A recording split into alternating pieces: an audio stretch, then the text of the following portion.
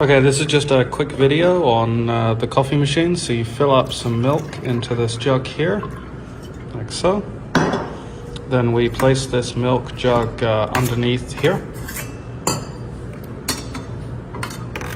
It's a little tricky one-handed. This thing pops inside here. We go up to the top and place a cup underneath here for the milk.